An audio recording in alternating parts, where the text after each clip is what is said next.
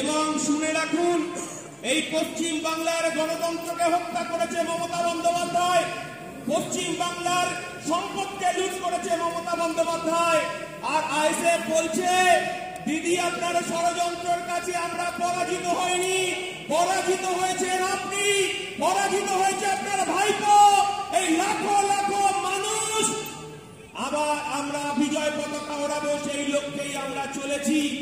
আমাদের মেরুদণ্ডকে ধমকে চমকে পুলিশের একটা অংশকে লাগিয়ে 42 দিন জেল খাটিয়েছেন, জেলে ভরে 420 দিন জেলে রাখুন। আমাদের মেরুদণ্ডটাকে বিক্রি করব না, তার উদাহরণ আমার দলের সেনাপতি নওশাদ সিদ্দিকী আপনাকে বুঝিয়ে দিয়েছে। আর পিসি ভাইপোকে রাতের ঘুমকে হারাম করে ছেড়ে দিয়েছে।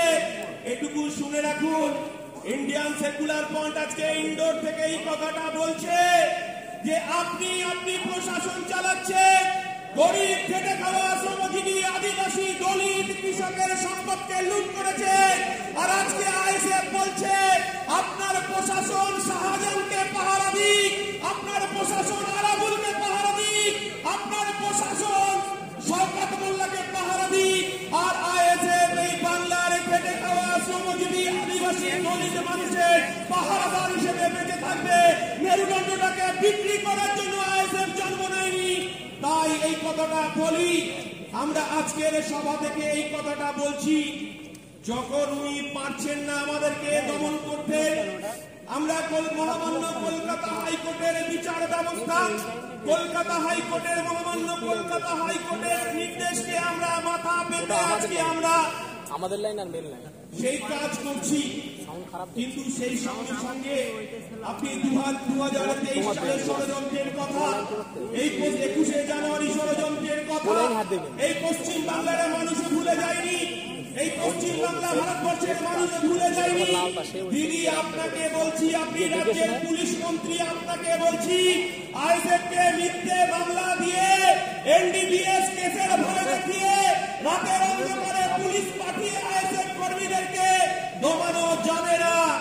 আপনি যদি মনে করেন আইএসএফকে ধমকে চমকে পুলিশের ভয় দেখিয়ে জেলের ভয় দেখিয়ে আইএসএফ আজকে ইন্ডোর স্টেডিয়াম থেকে বলছে যে তৃণমূলকে পশ্চিম বাংলায় 1 ইঞ্চি জমি আমরা ছাড়বো না, এই কথাটা আজকে সারা পশ্চিম বাংলায় যাদের বুকের যন্ত্রণা, যারা আজকে এই উদ্দীপনা নিয়ে আজকে কলকাতায় তারা আজকে শহীদ দিবস পালন করার উদ্দেশ্যে আসছিলাম। আমাদের শহীদ দিবস পাগলু ড্যান্স নয়, আমাদের শহীদ দিবস ওখানে নাচনের জন্য নয়। আমার দলের প্রথম শহীদ, আমার বারাসাতের উত্তর 24 পরগনা হাসানুর জামান, আমার দলের শহীদ আনিস খান, এই কথাটা বলে রাখি। তাই আমরা পঞ্চায়েত নির্বাচনকে দেখেছি, আমরা গত 23 সালের 21শে জানুয়ারি আমরা ইন্ডিয়ান সেকুলার ফ্রন্ট প্রথম বলেছিলাম এই পশ্চিম বাংলায় রক্তপাতের নির্বাচন চাই। আমরা বলেছিলাম গরিব খেটে খাওয়া শ্রমজীবী মানুষের 100 দিনের কাজের টাকা লুট করেছে মমতা বন্দ্যোপাধ্যায়, তার হিসাব চাওয়ার জন্য সেদিন আমরা ধর্মতলায় এসেছিলাম। আমরা সেদিন বলেছিলাম সে তৃণমূল হতে পারে, সে বিজেপি হতে পারে, সে কংগ্রেস হতে পারে, সে বামপন্থী বন্ধু হতে পারে, যদি তার কালির চালা মাটির বাড়ি দরমার ঘর থাকে, সে যদি তৃণমূল কংগ্রেস করে, আমার দলের চেয়ারম্যান বলেছে তাকে প্রথমে প্রধানমন্ত্রী আবাস যোজনা দিতে হবে।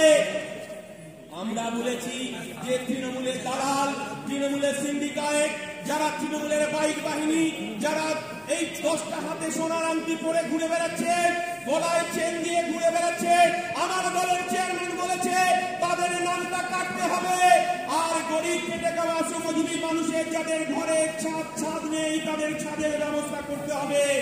আমার দলের সেনাপতি, আমার দলের চেয়ারম্যান বলেছে যে আমরা দেখেছি গরিব খেটে খাওয়া মানুষের তৃণমূল জব কার্ডের টাকা চুরি করলো আর বিজেপি জব কার্ডটাকে বন্ধ করে দিল। আমার দলের চেয়ারম্যান বলছে যে গরিব খেটে খাওয়া শ্রমজীবী মানুষ 100 দিনের কাজের টাকা তাকে ফেরত দিতে হবে, আর যারা জব কার্ডের টাকা চুরি করেছে তাদেরকে শাস্তি দিতে হবে। আমার দলের সেনাপতি, আমার দলের চেয়ারম্যান, ভাঙড়ের বিধায়ক তার প্যাডে লিখে প্রধানমন্ত্রীকে জানিয়েছে আমরা লুকোচুরি খেলতে চাই না। মমতা বন্দ্যোপাধ্যায়, নরেন্দ্র মোদী সরকার লুকোচুরি খেলছে। আর পশ্চিম বাংলার মানুষকে ধোঁকা দিচ্ছেন, আর আমার চেয়ারম্যান চিঠি লিখছেন, আর আমাদেরকে বলা হচ্ছে যে বিজেপির দালাল, আমাদেরকে বলা হচ্ছে বিজেপির কাছ থেকে টাকা খেয়েছে। সব সাহস থাকলে মমতা বন্দ্যোপাধ্যায় আপনি প্রমাণ দিয়ে দেখান যে আমার দলের পৃষ্ঠপোষক আব্বাস সিদ্দিকী, আমার দলের চেয়ারম্যান, আমার দলের কার্যকরী সভাপতি, আমি সহ কোন নেতা বিজেপির কাছ থেকে টাকা খেয়েছে। কিন্তু পশ্চিম বাংলার মানুষ দিদি আপনাকে দেখেছে 1998 সালে যখন এই পশ্চিম বাংলায় তৃণমূল কংগ্রেসের জন্ম হলো, বিজেপির গর্ভে তৃণমূলের জন্ম হয়েছে, আইএসএফ তখন ছিল না। আপনার দলের second in command Mukul Roy বলেছেন, যিনি এখন কৃষ্ণনগর উত্তরের বিধায়ক, তিনি বলছেন যাহাই বিজেপি তাহাই তৃণমূল, আর যাহাই তৃণমূল তাহাই বিজেপি।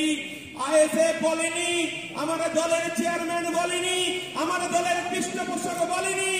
আপনার কানন, যিনি আদরের কানন শোভন চট্টোপাধ্যায় বিজেপিতে আছে, তিনি বলছেন যে বিজেপির নির্দেশেই তৃণমূলের জন্ম হয়েছে। আমরা বলিনি। আপনি কখনো দেখেননি যে পশ্চিম বাংলা থেকে শাল, পশ্চিম বাংলা থেকে মামলায় রাম, পশ্চিম বাংলা থেকে মিষ্টি নিয়ে মোহন ভাগবতের কাছে আমাদেরকে যেতে হয় না, প্রধানমন্ত্রীর দপ্তরে আমাদেরকে ছুটতে হয় না। কিন্তু আমরা দেখেছি আপনি পশ্চিম বাংলায় বলেছিলেন 21 সালের বিধানসভা নির্বাচনে মনে আছে, ডবল ডবল চাকরির কথা বলেছিলেন, ডবল ডবল মাদ্রাসার কথা বলেছিলেন, ডবল ডবল রেশনের কথা বলেছিলেন। পশ্চিম বাংলার মানুষ কিন্তু ভুলে যায়নি, মনে রেখেছে। আর যখন বলছে যে আমার ডবল ডবল চাকরি কোথায় গেল, আর আমার ডবল ডবল রেশন কোথায় গেল, তখন আমরা দেখছি 1000 দিনের উপরে যখন ধর্মতলায় এসএলটি আমার জন্য চাকরি প্রার্থী দিয়ে যারা বিয়ের জন্য আন্দোলন করছে। আরে মমতা বন্দ্যোপাধ্যায় আপনি শুনে রাখুন, আমার দলের চেয়ারম্যানকে ধাক্কা দিয়ে পশ্চিম বাংলার আন্দোলনকে রোখা যাবে না। আমার দলের চেয়ারম্যানকে আমাদেরকে আটকে রেখে আইএসএফ এর আন্দোলনকে রোখা যাবে না।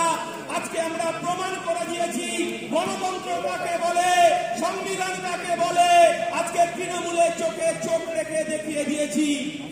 কিন্তু একথাটা বলছি ঠিকই, কিন্তু উনি কি আর একটা ভয়ঙ্কর রাজনীতিকে সামনে নিয়ে এসেছে।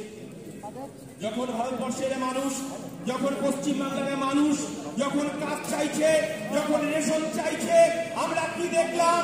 রেশনিং ব্যবস্থা মমতা বন্দ্যোপাধ্যায়ের আদরে বালু জ্যোতিপ্রিয় মল্লিক তিনি 1.5 কোটি রেশন কার্ডের মাল, চাল, ডাল, ছোট ছোট বাচ্চাদের মিড ডে মিল চুরি করেছে। আর আমার মাননীয় মুখ্যমন্ত্রী বলছে ওর সুগার হয়েছে, ও যদি মরে যায় ইডিসিবিআই কে দেখে নেব। আমরা বলছি তোমার যদি সুগার হয় তোমাকে কে চাল ডাল চুরি করতে বলেছে? পশ্চিম বাংলার মানুষ বিচারের জন্য বসে রয়েছে।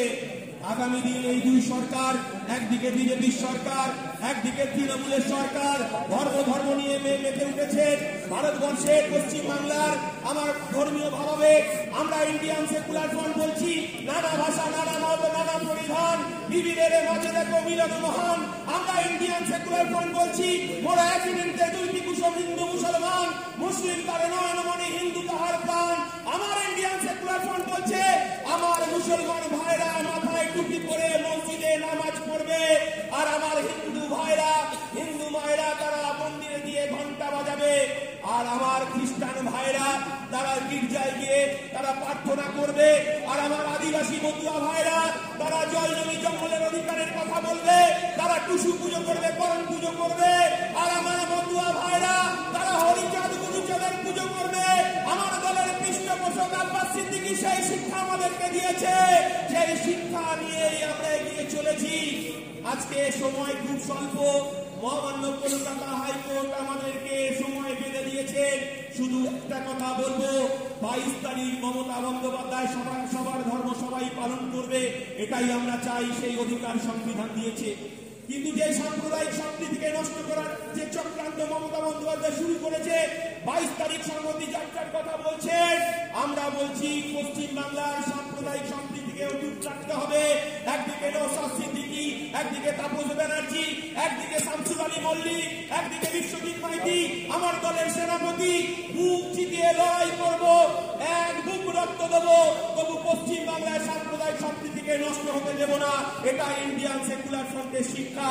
তাই মমতা বন্দ্যোপাধ্যায়কে বলবো, তাই আপনি সাম্প্রদায়িক সম্প্রীতির যে ফাঁদ আপনি পেতে, সাম্প্রদায়িক সম্প্রীতি নষ্টের যে ফাঁদ আপনি 22 তারিখে পেতেছেন, আপনার কাছে অনুরোধ, আপনি এই সাম্প্রদায়িক সম্প্রীতিকে নষ্ট করবেন না। আমার পশ্চিমবাংলার মানুষ সাম্প্রদায়িক সম্প্রীতিকে অটুট রেখেছে।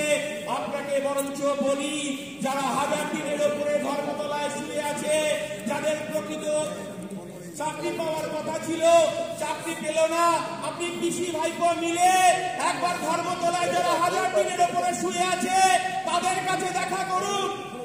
এই কথাটা বলি, আমাদের সময় যেহেতু স্বল্প, আমার দলের চেয়ারম্যান বিস্তারিত ভাবে বলবেন।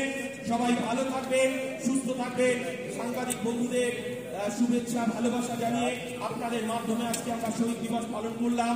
এই বাংলার, এই ভারতবর্ষের মানুষ আজকে দেখলো, আগামী দিনের উত্তর আমরা সঠিক সময় গণতান্ত্রিক পদ্ধতিতেই দেব। সবাই ভালো থাকবেন। জয় হিন্দ। ইনকলাব জিন্দাবাদ। ইন্ডিয়ান সেকুলার ফ্রন্ট জিন্দাবাদ।